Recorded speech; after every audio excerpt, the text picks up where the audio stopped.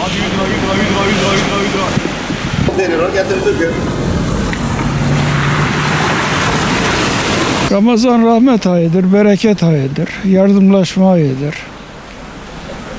Allah için yedireceksin, Allah için giydireceksin. Vallahi şimdi eski Ramazanlar aranıyor. Şimdi açıkta oruç yeniyor. Eskiden neydi mesela? Kimse açıkta yemezdi. Ben buna aklım yeter. 72 yaşındayım. Ama şimdi sanki oruç tutan tutmayandan kaçıyor. Gençlere tavsiyem oruçlarını tutsunlar. İbadetlerini yapsınlar. Temennim budur yani. Haramlardan uzak kalsınlar. En güzel yanı nedir? Paylaşmak, yardımlaşmak, iftar anı, teravihler, namazlar bunlardır yani. Valla bilmiyorum, her zaman yaşadığımız şeyler. Allah nasip etti. İnşallah başka Ramazanlara da. Ya gençlere tavsiyem, hani Müslüman olan gençlere tavsiyem tutmaları yönünde. Hani diyenlerle de bir şey diyemem, Allah ıslah etsin. Ya illaki fark var. Hani eskiden daha böyle insanlar iç içeydi. Şimdi biraz uzaklaştılar yani. Aynı evin içinde bile insanlar birbirine çok temas etmiyor. Teknoloji sayesinde. Hatta birbirlerine aynı odada birbirlerine video falan gönderiyorlar.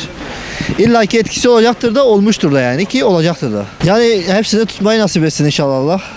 Yani hepsini bitirmeden canımızı almasın. Başka bir şey istemiyoruz. Çok güzel bir şey geliyor. Mutluluk geliyor, huzur geliyor inşallah. Açlar doyacak inşallah, yoksullar giyecek inşallah. Hep bunlar olacak inşallah Rabbim. Gençlere tavsiyem ellerindeki maymunları bıraksınlar. O maymun olduktan sonra dünyanın sonudur. Çok var. Eski daha güzeldi. Vallahi içimizde böyle tarifsiz bir mutluluk var. Genel olarak ailecek yani mutluyuz. Kızım var arada. Yani hepimiz hem dediğim gibi tarifsiz bir mutluluk. Yani bereketine inanıyoruz. Daha dolu dolu, hayırlı bir şekilde geçeceğine inanıyoruz. Yani inşallah hem milletimize hem de genel olarak dünya geneli bütün Müslümanlar için yani güzel şeyler ümit ediyoruz. İnşallah daha güzel şeyler olur.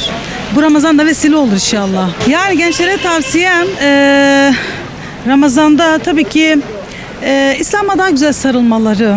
Yani Ramazan'ın bu atmosferini daha böyle dolu dolu yaşamak için bunun farkında ve bilincinde olmaları.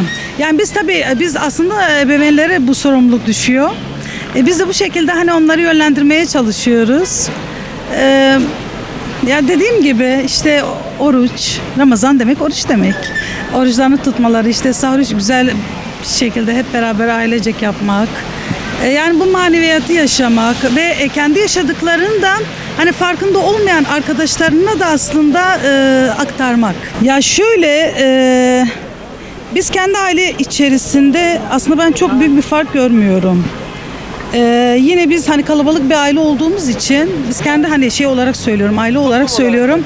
Toplum olarak baktığımızda yani maneviyatımız biraz daha maalesef azaldı. Bilemiyorum, ne diyeceğimi de bilemiyorum ama maneviyat azaldığı için Ramazanlara daha farklı bakılıyor.